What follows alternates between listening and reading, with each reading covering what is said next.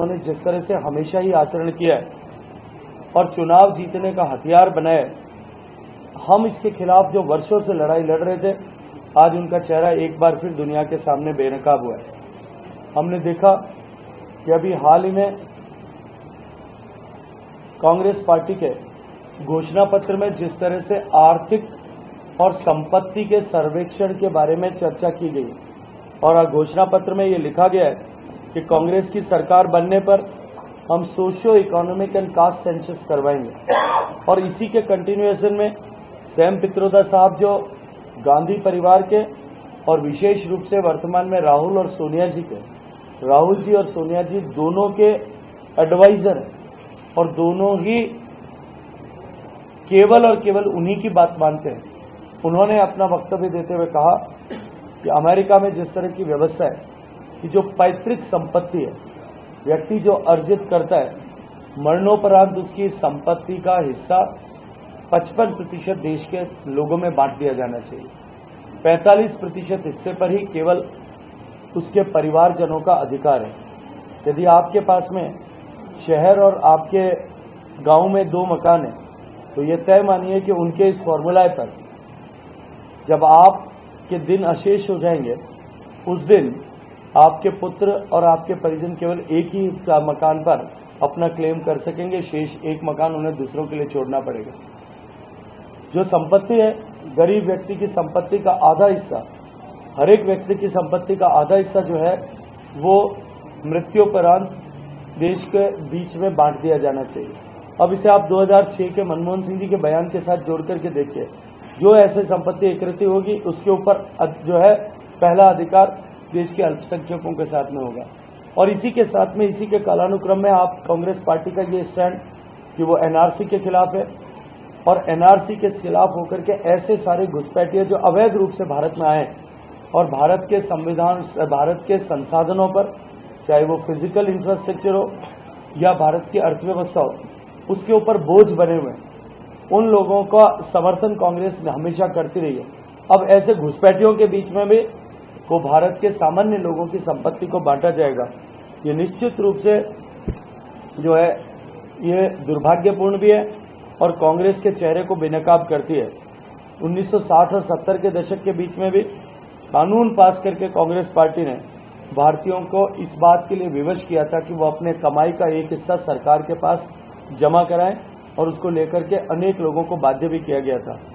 जब कांग्रेस, इंदिरा गांधी और नेहरू जी के जमाने की कांग्रेस ने भी लोगों की कमाई के जब्त करने के ऐसे कानून 1963 और 1974 में भी पास किए थे, जिनका नाम कंपल्सरी डिपॉजिट्स एक्ट और स्कीम एक्ट ऐसा रखा गया था, जिसके अंतर्गत सब करदाताओं और उनके अतिरिक्त संपत्ति धारकों और सरकारी कर्मचारियों को अपनी कमाई का 18% सरकार के पास जमा कराना अनिवार्य था।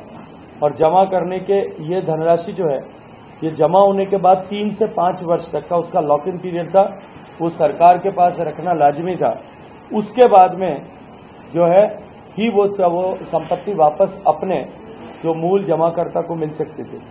और आप सबको ये जानकर के हैरानी होगी, जिस समय ये काला कानून पास हुआ था उस समय डॉक्टर मनमोहन सिंह जी जो बाद में प्रधानमंत्री बने, वो कांग्रेस पार्टी के मुख्य आर्थिक सलाहकार और प्रधानमंत्री के मुख्य आर्थिक सलाहकार थे। इस सब से समग्र रूप से कांग्रेस पार्टी की जो सोच है वो सोच सामने परिलक्षित होती है। अब आप सोचिए कि मेरी माताओं बहनों के पास में जो स्त्री धन है, जो उनको बचपन से लेकर के विवाह तक और विवाह के उपरांत भी जो उनको भेंट स्वरूप मिलता है, जो उनको परिवार के सदस्य गिफ्ट के रूप में देते हैं, वो स्त्री धन भी उसकी मृत्यु के उपरांत आधा बांट करके 55% हिस्सा देश के अन्य लोगों में बांट दिया जाएगा। इससे ज्यादा दुर्भाग्यपूर्ण स्टेटमेंट किसी एक वर्ग विशेष का अपीजमेंट करने के लिए कोई पॉलिटिकल पार्टी नहीं कर सकती। और ऐसा दुर्भाग्यपूर्ण स्टेटमेंट देकर के और कांग्रेस पार्टी ने अपने चेहरे को, अपने तुष्टीकरण के चेहरे को एक बार फिर बेनकाब किया है। आप सबने देखा होगा कि राम मंदिर के प्राण प्रतिष्ठा के समय में भी कांग्रेस पार्टी ने जिस तरह से उसका विरोध किया, जिस तरह से निमंत्रण को अस्वीकार किया, कांग्रेस पार्टी के अनेक वरिष्ठ लोगों ने उस दिन काले कपड़े पहन करके उसका बहिष्कार किया, उसका प्रतिरोध किया। ये इस बात का परिचायक है कि वो अपने वोट बैंक को साधने के लिए और तुष्टीकरण के चलते हुए एक वर्ग विशेष के वोट को अपने साथ जोड़ने के लिए वो किसी भी हद तक जा सकते हैं। जहां एक तरफ राम मंदिर बनने के साथ ही भारत के भाग्य का वो सूर्य जो 500 वर्ष पहले उस राम मंदिर को तोड़ने के समय और राम मंदिर को बाबर की सेनाओं ने तोड़ करके जब बाबर के सेनापति मीर बांकी ने उसे उस विवादित ढांचे को एक मस्जिद का स्वरूप दिया था जिसमें कभी नमाज नहीं पढ़ी गई, लेकिन उस दिन से मैं जिम्मेदारी से कहता हूं कि उस दिन से भारत के भाग्य का सूर्यास्त हो गया था। और भारत के भाग्य का सूर्यास्त के बाद ये जो कालचक्र का पहिया है वो अमावस की रात 500 साल की थी।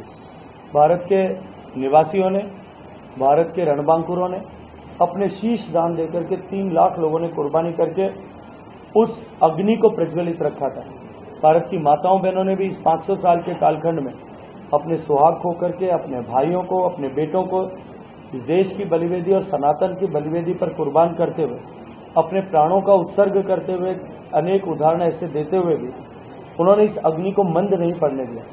और आज़ादी के बाद 70 साल तक निरंतर लड़ाई न्यायालय में करने के बाद जब कांग्रेस पार्टी ने अपने शासन में रहते हुए राम के अस्तित्व को नकारने के एफिडेविट फाइल किए, उसके बाद भी कारसेवा के समय गोलियां खाने के बावजूद भी न्यायालय के निर्णय के बाद जब राम मंदिर बना है, राम मंदिर की प्राण प्रतिष्ठा का विरोध करने के बाद में भी जिस दिन भव्य रामलला की मूर्ति की प्रतिष्ठा हुई, उसके बाद मैं जिम्मेदारी के साथ में एक बात कहता हूं कि वो जो 500 साल पहले भारत के भाग्य का सूर्यास्त हुआ था वो वापस भाग्योदय हुआ है। उस भाग्य का सूर्य वापस प्रबल होकर के दिखाई देने लगा है। और जिस तरह से सूर्योदय से पहले अरुणिमा दिखाई देती है, रश्मि की किरणें दिखाई देती हैं और एक हल्का रोशनी होती है, आप कल सोच करके देखिए इस पिछले 10 साल में जो इस भारत के भाग्योदय के साथ में भारत का स्वरूप बनने वाला है और विश्व में जो भारत की प्रतिष्ठा बनने वाली है उसकी शुरुआत इसके साथ हो चुकी है कि पिछले 10 वर्षों में भारत की संस्कृति के सभी मानबिंदु, गाय, गंगा, गौरी, गीता, गायत्री, इनकी प्रतिष्ठा देश और दुनिया में तो बढ़ी है। भारत की सनातन संस्कृति से निकले हुए ज्ञान, भारत की सनातन संस्कृति के दर्शन, भारत के योग, भारत के आयुर्वेद, भारत की चिकित्सा पद्धतियां, भारत की कृषि, जैविक कृषि की पद्धतियां, इन सब का सम्मान पूरी दुनिया में स्थापित होने लगा है। और पिछले 10 साल में जिस तरह से भारत आज अपने विश्व के पटल पर अपनी पहचान बढ़ा रहा है और इस संस्कृति के मानबिंदुओं का सम्मान बढ़ रहा है, ये निश्चित रूप से इन ऐसे सनातन विरोधी लोगों के में जो बयान आप सब ने देखे हैं, मैं उनको दोहराना नहीं चाहता, उनके मन में एक खीज और खिसियाट उत्पन्न करते हैं और उस समय में वो अपने वोट बैंक को और सुदृढ़ करने के लिए इस तरह के बेतुके बयान देते हैं। मैं उन बयानों की निंदा करते हुए भारतीय जनता पार्टी ने पिछले इस चुनाव के समर में जोधपुर में पूरी ताकत के साथ में कार्यकर्ताओं ने पूरी ऊर्जा के साथ में काम किया है।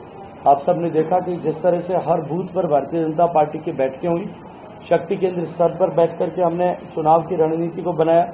और क्योंकि भारतीय जनता पार्टी कार्यकर्ताओं की ताकत के आधार पर काम करने वाली पार्टी है, तो हमने कार्यकर्ताओं की ताकत और शक्ति को और अधिक जो है केंद्रित करने के लिए काम किया। अनेक कार्यक्रमों के जरिए, अनेक बड़े जो है मीटिंग्स के जरिए हमने चुनाव के इस समर को और अधिक ऊंचाई देने के लिए का प्रयास किया।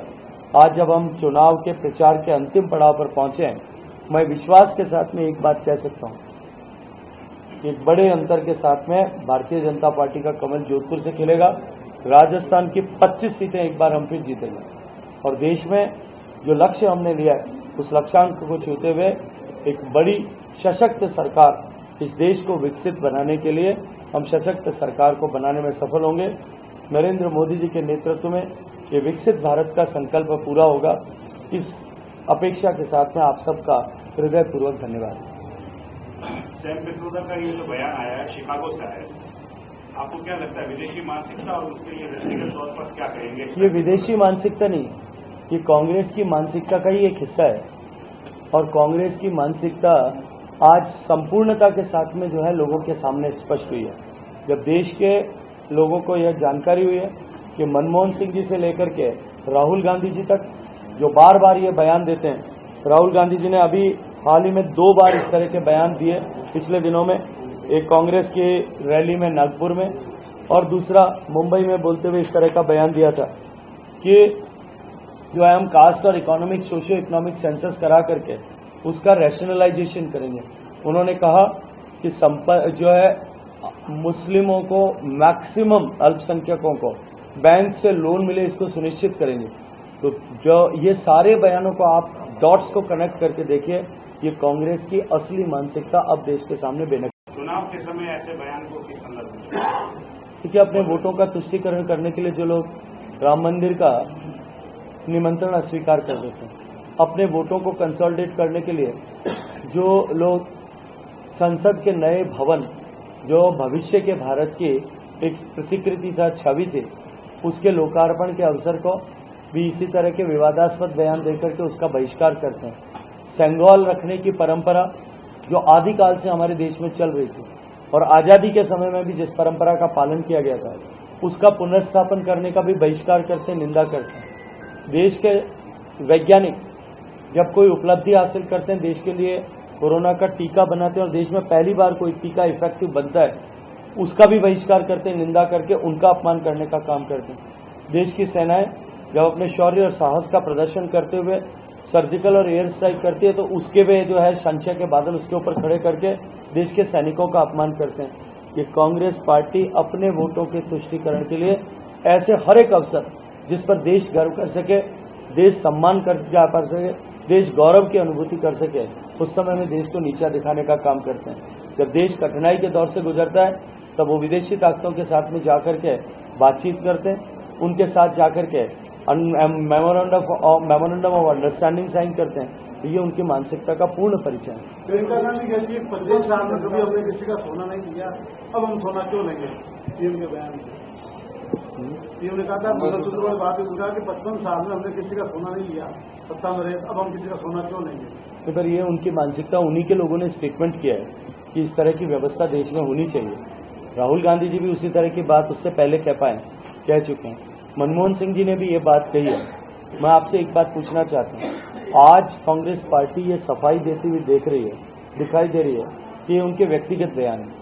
मैं पूछना चाहता हूँ कि 2006 में मनमोहन सिंह जी ने जब बयान दिया था प्रधानमंत्री के नाते, उसके बाद 8 साल तक मनमोहन सिंह जी प्रधानमंत्री थे और उसके बाद 10 साल तक मोदी जी प्रधानमंत्री रहे।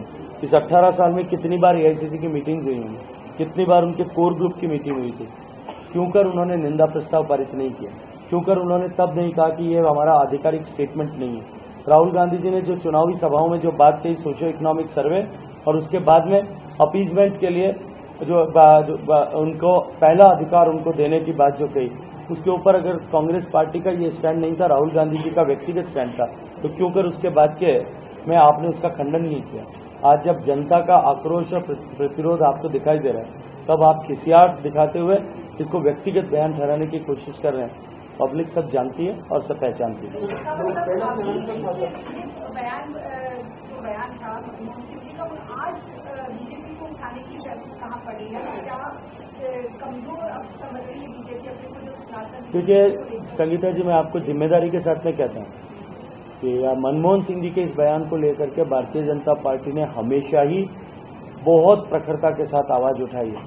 माननीय प्रधानमंत्री जी ने अनेक बार ये बात कही है कि उनके लिए देश के संसाधनों पर पहला अधिकार वो एक वर्ग विशेष का था, और मेरे लिए, प्रधानमंत्री ने कहा, मेरे लिए देश के संसाधनों पर पहला अधिकार गरीब का होगा, ये मेरा धर्म है। और उन्होंने कहा कि देश में गरीब, महिला, किसान और युवा, ये 4 ही वर्गों के दृष्टिकोण से देश को देखना चाहिए। और आपकी जानकारी के लिए बता दूं, इसीलिए माननीय मोदी जी की सरकार ने जितनी भी योजनाएं बनाई वो संपूर्णता और समग्रता को लेकर बनाई, हॉलिस्टिक भी थी और ऑल इंक्लूसिव भी थी। हमने किसी जाति, धर्म, मजहब, किसी वर्ग, क्षेत्र, बोली, भाषा, वोटों की गिनती और राजनीतिक प्रतिबद्धता, इन 10 में से किसी भी विषय को लेकर के कभी विभेद नहीं किया। जब सड़क बना रहे थे तो सबके लिए बना रहे थे, गैस का चूल्हा दे रहे थे तो सबको दे रहे थे, गरीब का घर दे रहे थे तो सबको दे रहे थे, गरीब किसानों को किसान सम्मान निधि दे रहे थे, सबको दे रहे थे, स्त्री के सम्मान के लिए शौचालय बना रहे थे, सबके लिए बना रहे थे, पानी का कनेक्शन दे रहे थे, सबको देने की बात कर रहे थे। ये कांग्रेस पार्टी की मानसिकता से अगर ये सब काम होते तो ये सब काम पहले जो है अल्पसंख्यक समुदाय के होने चाहिए थे, उसके बाद में किसी गरीब दूसरे का नंबर आना चाहिए। ये फर्क मानसिकता का जो है, इसकी लड़ाई भारतीय जनता पार्टी निरंतर पिछले वर्षों से लड़ रही है। 370 और राम मंदिर की अपार सफलता के बावजूद वोटों परसेंटेज जो है वो कम हुआ। बीजेपी और समर्थित आमजन में ये चिंता का विषय, इसके लिए क्या है? देखिए, मैं ये मानता हूं कि ये किसी एक पार्टी के लिए चिंता का विषय होना ऐसा नहीं है। ये व्यवस्था के लिए चिंता का विषय है। ये इलेक्शन कमीशन ऑफ इंडिया के लिए भी विचार का विषय है कि क्यों कहाँ क्या कमी रह गई थी तिथियों के सिलेक्शन में, शादियां होने के चलते हुए या अन्य किसी कारण से ये वोटिंग परसेंटेज जो कम हुआ है। लोकतंत्र में चुनाव में मतदान का प्रतिशत कम होना ये निश्चित रूप से विचार का प्रश्न है। ये केवल किसी एक दल के लिए नहीं, सभी राजनीतिक पार्टीज के लिए और इलेक्शन कमीशन ऑफ इंडिया और साथ साथ में इलेक्शन को आयोजित करने वाले सारे जो है institutions, may be it is returning officer और the entire paraphernalia which convene the election procedure, उन सब के लिए जो है ये चिंतन का विषय है। बयान है कि जब बीजेपी जब पोलिंग कम होती है तो बीजेपी को नुकसान होता है और पोलिंग ज्यादा होती है तो बीजेपी जीतती है। ये एक पुरानी धारणा है, ये थंब रूल है, नहीं हो अब नहीं हो सकता। वो धारणाएं सब अब ध्वस्त हो गई। जब भारतीय जनता पार्टी ने पूर्ण बहुमत की सरकारें बनाना शुरू किया और निरंतर पूर्ण बहुमत की सरकारें प्रदेशों में 30-30 साल तक बनाई, उसके बाद में ये सारी धारणाएं मिथक जो हैं वो अब निरर्थक हो गए। रूपाला जी का बयान काफी विवादित कर दूंगा, मैंने 10 बार स्टेटमेंट कर दिया उस पर, अभी एक बार और कर दूंगा, शांति रखिए। सर, सशक्त लोकतंत्र के लिए मतदान कितना जरूरी है? पहला चरण में मतदान कम हुआ है, उसको लेकर आम जनता क्या? देखिए, निश्चित रूप से लोकतंत्र के इस महापर्व में अधिकतम लोगों को मतदान करना चाहिए और अल्टीमेटली हम सबको मिलकर के प्रयास करना चाहिए, जिसमें पॉलिटिकल लीडर्स भी हैं, सोशल इन्फ्लुएंसर्स भी हैं, रिलीजियस लीडर्स भी हैं, मीडिया के बंधु भी हैं, प्रिंट मीडिया के बंधु भी हैं और इसके अलावा समाज को इन्फ्लुएंस करने वाले जितने भी लोग हैं उन सबको और सरकार की संस्थाओं में बैठे हुए सभी लोगों को इसके लिए मिलकर के प्रयास करना चाहिए कि हम लोकतंत्र की इस शुचिता और पवित्रता के लिए 100% मतदान के स्तर पर जाएं। मतदान कम होना किसी भी दृष्टिकोण से लोकतंत्र और देश दोनों के हित में नहीं है। सर, रविंद्र सिंह पाटिल को लेकर क्या कहेंगे? देखिए, किसी भी चुनाव को बहुत सहजता के साथ में कभी लेना नहीं, ये भारतीय जनता पार्टी की व्यवस्था है, भारतीय जनता पार्टी का सोच है। हम तो पंचायत से लेकर के और जो है लोकसभा तक के सभी चुनाव एक ही तरह की ऊर्जा से लड़ते हैं। लेकिन मैं ये कहूंगा कि अगर पिछले चुनाव से तुलना करें तो पिछला चुनाव कंपैरेटिवली बहुत कठिन था। सरकार चली गई थी, 8 में से 6 विधायक हार गए थे, 1.5 लाख वोटों का अंतर भारतीय जनता पार्टी और कांग्रेस को मिले कुल मतों के बीच में था। सरकार के सम्माननीय मुखिया के पुत्र के सामने चुनाव लड़ना था, पूरी सरकार का पैराफर्नेलिया लगा था, सरकार का हार्डवेयर भी लगा था और सरकार के अधिकारियों को भी नियोजित किया गया था। कांग्रेस पार्टी के जितने नेता देश और राजस्थान में वो सब यहाँ काम कर रहे थे। चुनाव कठिन लगता था। सरकार के का उपयोग करके बहुत सारा ताकत उसके ऊपर नियोजित की जा रही थी। सरकार के मशीनरी का दुरुपयोग भी किया जा रहा था, लेकिन उसके बावजूद भी क्योंकि देश और प्रदेश और जोधपुर की जनता ने मानस बनाया था तो मोदी जी को एक बार फिर प्रधानमंत्री बनाना है और देश के हित में ये फैसला लेना है, तब सारी प्रतिकूलताएं जो हैं उनके बावजूद भी हम 2,75,000 मतों से जीते। अब की बार सिचुएशन बिल्कुल उलट है। हमारी प्रचंड बहुमत के साथ सरकार बनी। जोधपुर लोकसभा में 8 विधानसभाओं में से 7 में हम जीते हैं। कुल मतों का अंतर लगभग उतना वापस रिवर्स हुआ है भारतीय जनता पार्टी के पक्ष में।